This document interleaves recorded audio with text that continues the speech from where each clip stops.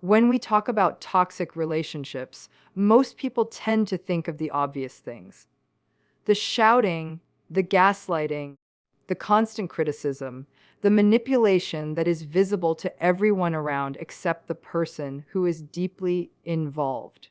But there's more going on beneath the surface that many people never realize until they're years into it. And the danger of that is this: by the time you recognize what's actually happening, you've already lost so much of yourself. Today, I want to talk about 5 hidden truths about people in toxic relationships. And when I say hidden, I mean the realities that don't get acknowledged enough, the realities that society often dismisses, the realities that make people feel isolated, ashamed, and often unable to break free, even when they know something is wrong. The first hidden truth is that people in toxic relationships often normalize chaos. When you're exposed to constant volatility, to unpredictable moods, to highs and lows that feel like whiplash, the nervous system learns to adapt by adjusting its baseline. What might look like complete dysfunction to an outsider starts to feel like just another Tuesday for someone on the inside. You stop noticing the abnormality of being constantly anxious about what version of your partner will show up today. You begin to rationalize the shouting, the cold silences, the silent treatments, the put downs as part of the deal. And that's one of the greatest tragedies. What should never be acceptable becomes something you learn to live with. This normalization of chaos makes leaving harder because it erodes your perspective of what peace and stability actually look like. A person in a toxic relationship may think, well, at least they didn't scream at me today, so that's progress. That's not progress. That's survival. But because chaos has become the norm, survival is mistaken for love. And when chaos feels like home, stability can feel foreign, even uncomfortable. This is why many survivors of toxic relationships find themselves restless in calm relationships later on. The nervous system doesn't know what to do with peace. The second hidden truth is that people in toxic relationships lose their identity in ways that are almost invisible to them. It doesn't happen overnight. It's not like someone walks in and says, "Today I will give up who I am." It happens slowly. A sarcastic comment about your dream here, a criticism about how you dress there, an eye roll when you share your excitement, a punishment when you assert yourself. Piece by piece, you begin to silence yourself. You stop speaking up because the cost is too high. You stop pursuing certain goals because you're tired of being mocked or discouraged. You stop dressing a certain way because you don't want to be accused of attracting attention. You shrink without realizing it. And the scariest part is you can lose your sense of self so gradually that by the time you look back, you don't even recognize who you are anymore. You forget what you liked, what you wanted, what made you laugh, what made you dream. You become an echo of what your partner wants you to be. And when people ask, why don't you just leave? They don't understand that the person who could have left doesn't exist anymore in the same way. That person has been chipped away over years of subtle and not so subtle erosion. Rebuilding an identity after a toxic relationship is one of the hardest and bravest journeys a person can take because it requires finding the voice you were convinced didn't matter. The third hidden truth is that many people in toxic relationships live in a constant state of cognitive dissonance. This is the psychological tension that arises when two conflicting realities coexist. You know your partner hurts you, but you also know they can be kind. You know they belittle you, but you also remember the times they held you when you cried. You know they make you feel worthless, but you also know they once made you feel like the most special person in the world. This back and forth creates a mental tug of war that keeps people stuck. Because every time you're ready to leave, the memory of the good moments pulls you back. The human brain doesn't want to live with the discomfort of two opposing truths, so it often resolves it by clinging to hope. They didn't mean it. Maybe they'll change. Maybe it's my fault. That hope is intoxicating, but it's also dangerous. It convinces you to endure things that no one should have to endure. It makes you think that the suffering is the price of admission for the occasional scraps of love. And that's why so many people stay for years, even decades. It's not weakness. It's not ignorance. It's the grip of cognitive dissonance, the powerful pull of wanting the fairy tale you were sold in the beginning to still be true. And it's cruel because the very hope that once inspired you now chains you. The fourth hidden truth is that people in toxic relationships often live double lives.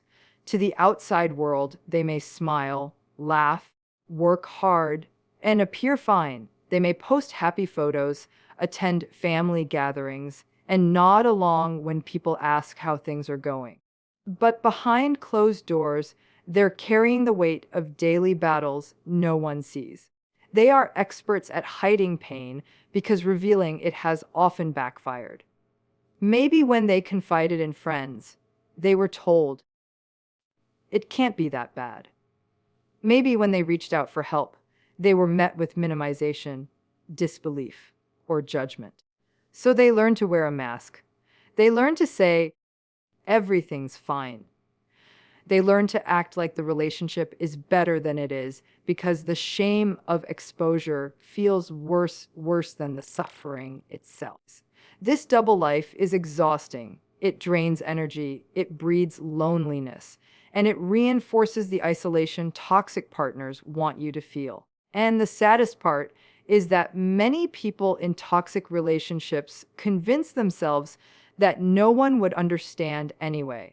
So they carry their secret like a burden silently. This is why, when survivors finally share their story, people are shocked. Because the mask was convincing. Because the double life was well practiced. And because the truth was hidden not only from others but from themselves.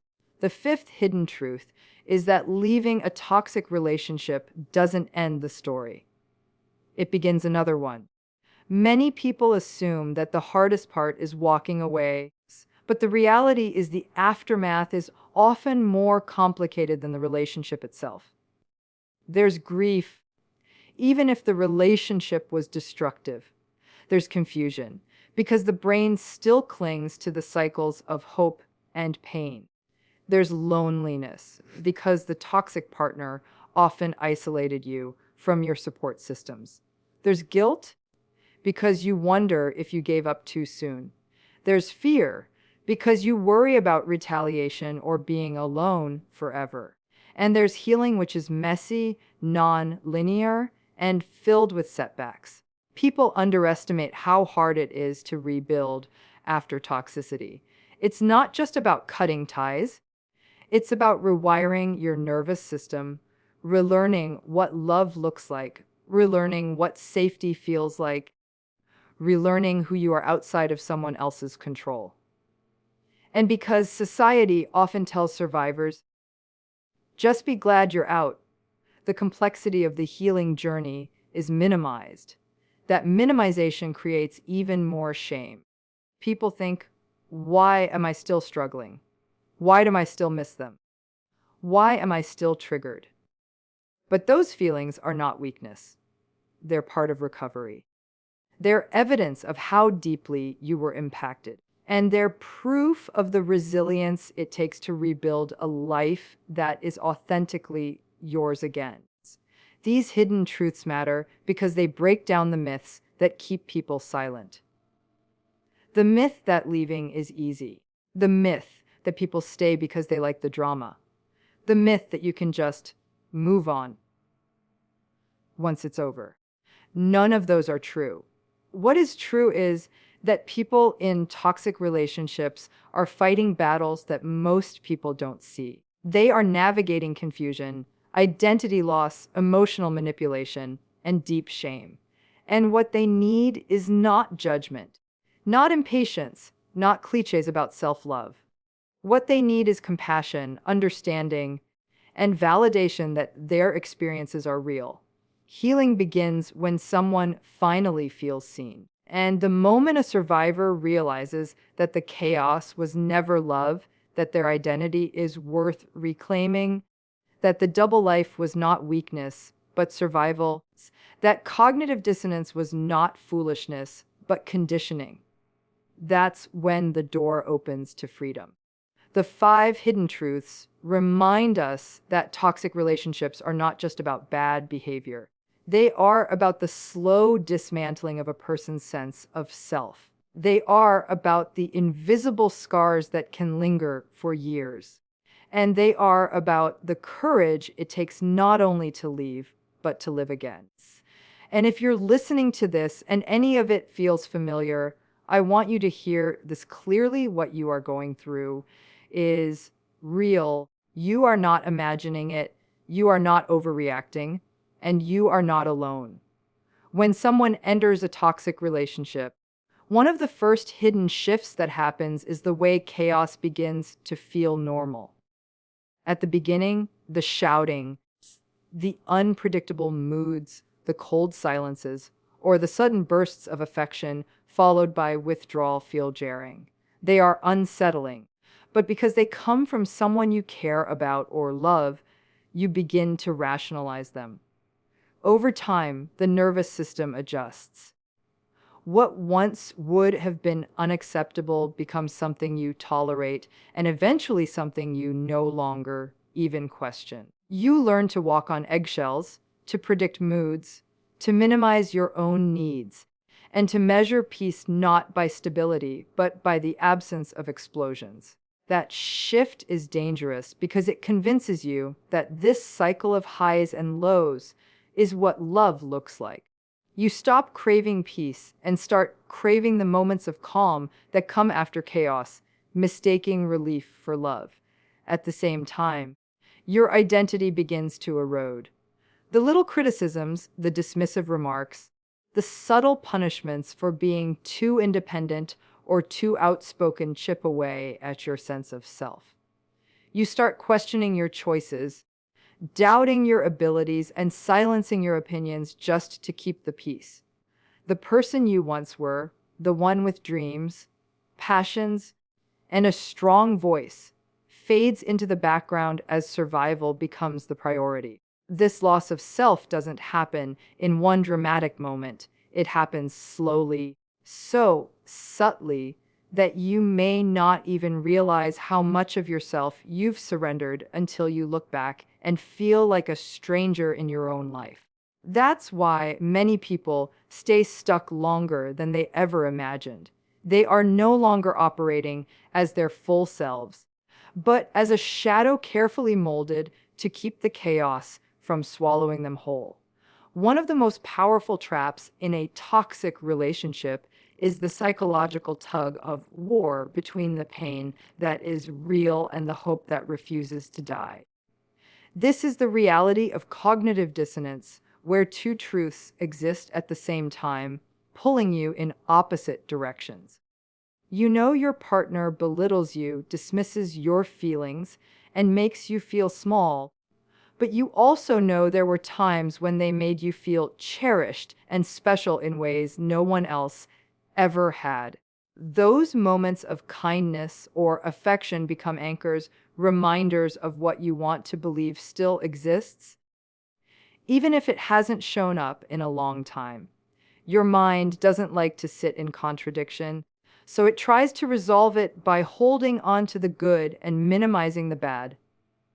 You think to yourself, they didn't mean it. They were just stressed. Or if I change, maybe things will go back to how they were at the beginning. That hope keeps you tethered. waiting for the cycle to spin back to the honeymoon phase.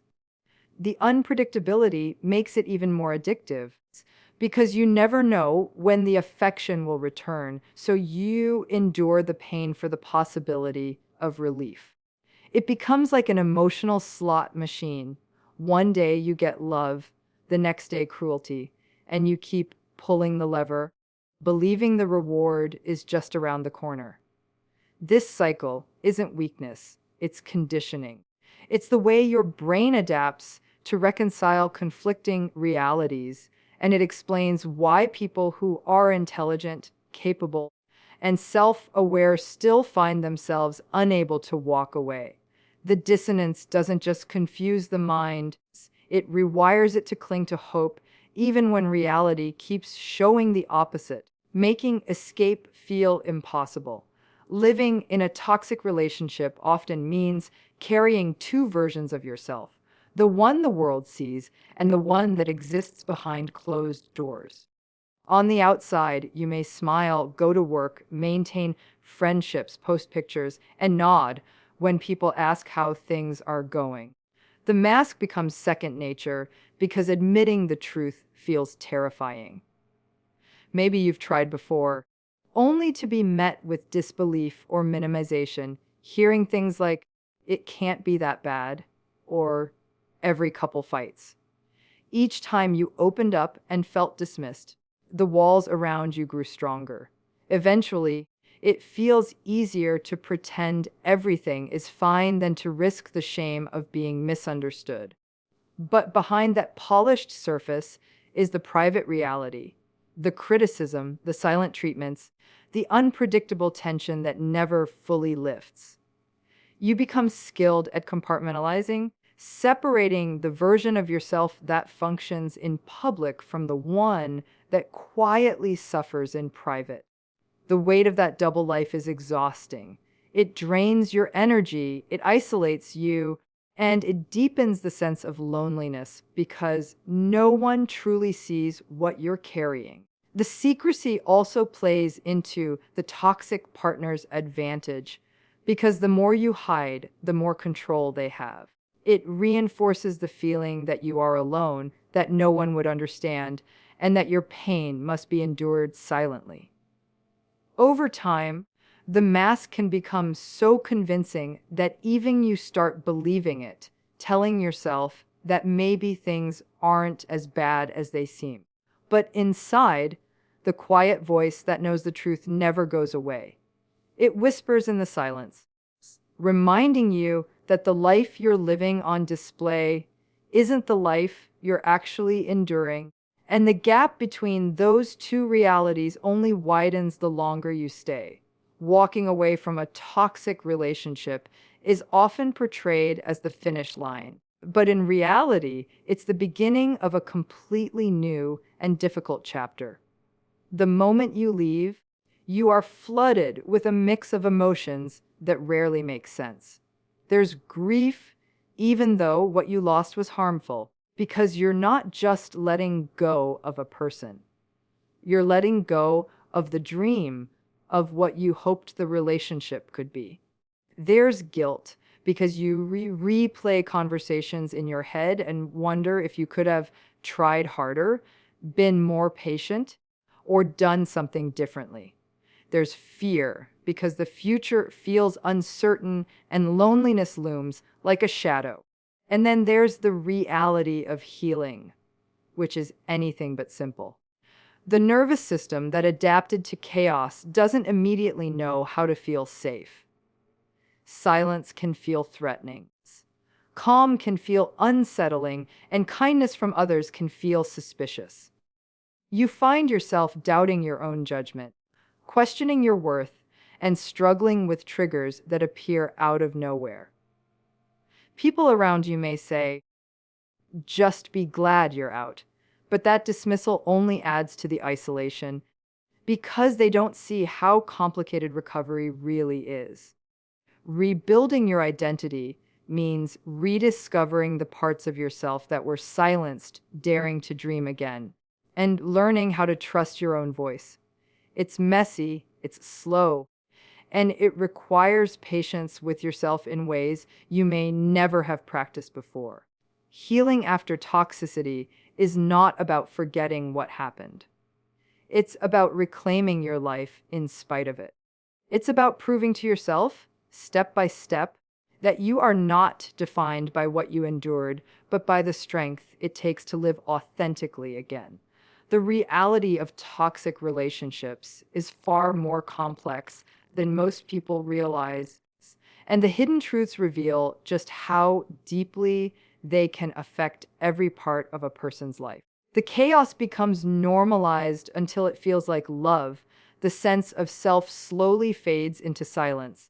The mind gets trapped in the cycle of hope and hurt, and the double life drains energy and leaves survivors feeling invisible. Even after walking away, the weight of grief, guilt, fear, and the long process of healing makes the journey anything but simple. But what stands out most is the resilience it takes to endure and to rebuild. Recognizing these truths is the first step toward freedom, because when you finally name what has been happening, the confusion starts to lose its power. Healing doesn't happen overnight, but every small step, every boundary you set, every piece of your identity you reclaim, every time you choose peace over chaos is a victory. The scars of toxicity do not erase your worth. They highlight the strength it took to survive, and with compassion, support, and the courage to face the truth, there is life after toxicity, one that is calmer, truer, and more aligned with the person you were always meant to be.